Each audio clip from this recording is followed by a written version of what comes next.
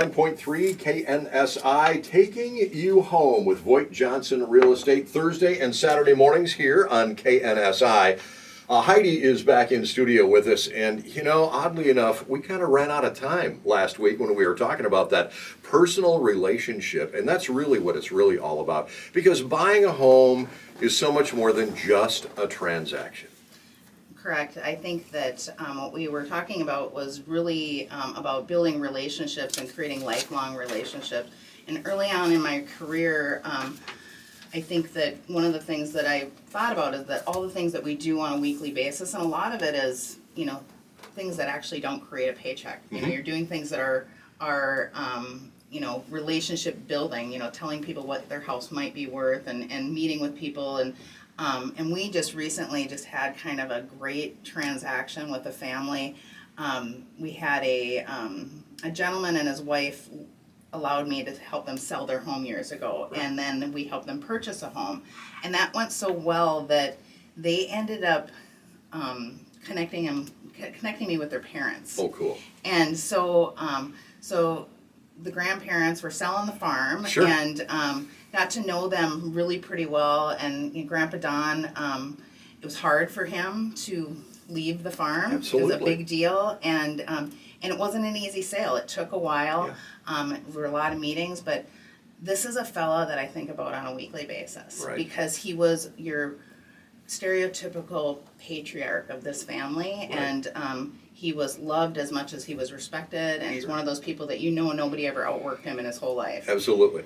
So we sold their house and then helped them buy another house. And in the meantime, there's been a couple other siblings that we have helped sell their homes. Well, this last month, Brandon and I put together a deal where Don's granddaughter bought a house.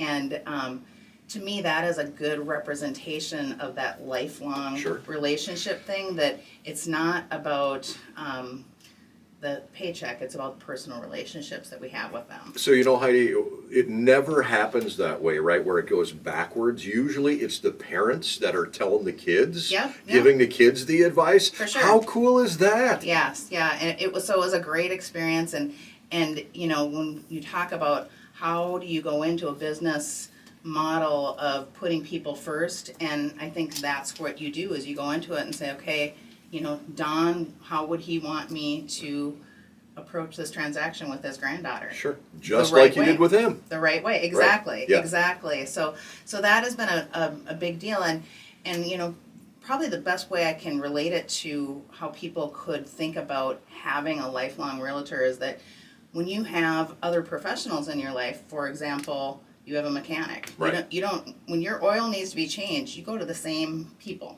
right? You have an attorney, maybe. Definitely, most people have an accountant. You have a hairstylist. You don't just jump around. Right. The same concept can be used for a real estate agent, because there's a lot of things that we will do on an ongoing basis that doesn't necessarily turn into a sale or a purchase. It's something where we're educating people constantly and letting them know, like, this is in your best interest. And sometimes that's telling people, no, you need to wait. Right. You're better off waiting. And that waiting might be, you really should wait till January because that's when your spring market's going to start ramping up. Right. Or you really should wait until 2 years from now, because that way you're going to have a little bit more vested equity. So the granddaughter, was it her first house? It was. Okay. Yes. That is so completely different than maybe your sixth or seventh home. The magic that you made happen with that first-time home buyer. Talk a little bit about that, if you would. Well, first-time home buyers in general, there's a balancing act of going into a situation where they go and see a lender. And the lenders that we have locally here are excellent. They give people a lot of options. But I even remember when my husband and I bought our first house, and we went to see a lender, and they said, well, and this was 1997. Okay. So, but they said, you're approved for $150,000. And, I said, well, what does that equate to in a payment? Yeah. And I said, well, we can't do that. I mean, don't people go out to eat? Yeah. Right? What I mean? Don't they buy groceries after they buy a house? Daycare and all those kind of things. Sure. And so we ended up ultimately buying an $80,000 house. Right. So half of what we were pre-qualified for. And those are some of the conversations that we have with first-time home buyers, is that you're approved for this, but what do you actually feel comfortable with? Right. And then you go out into these homes and you actually assess the homes based on what their budget is. And I remember very distinctly, one of my friends, Mike, early on in my career was buying a home, and we were looking at some bank-owned properties, and they were fixer-upper type of situations. Right. And, buyers look at the price of house, but they buy the payment. Sure, right? sure. And I just said, Mike, this house is really in the budget that you're seeking, but he was one of those buyers that I actually pushed up. I said, because your utility bill on this house is probably going to be $150 more a month than this house over here. Yeah.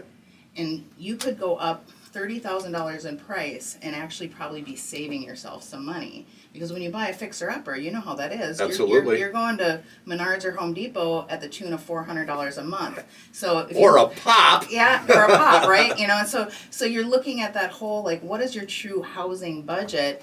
And then not making that decision for them, but being that accountability partner for them and saying, okay, let's really look at the realities of what your housing budget and housing situation is.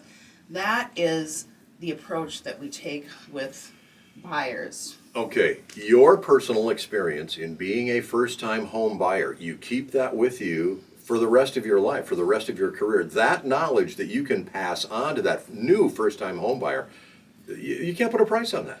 No, I don't think that you can, and I think that the difference is, again, when you go back to that relationship type of transaction where you're not looking at a person as a paycheck, but actually somebody that you want to be able to see and approach and be maybe a little bit of a hero or a pillar in their life that help them make some good decisions is important.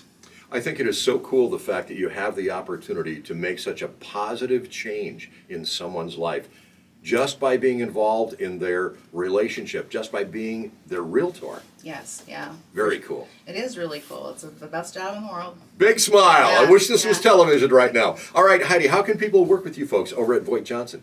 Well, they can reach out. We have an office line, 320-774-2400, and my personal phone number is 320-250-1001. We have a website at VoigtJohnson.com. All sorts of different ways to get a hold of us. I love the stories. Yeah, That's yeah. really great stuff, folks. Taking you home Thursdays at 7:23, Saturday mornings at 7:50 as well, AM 1450, FM 99.3, KNSI.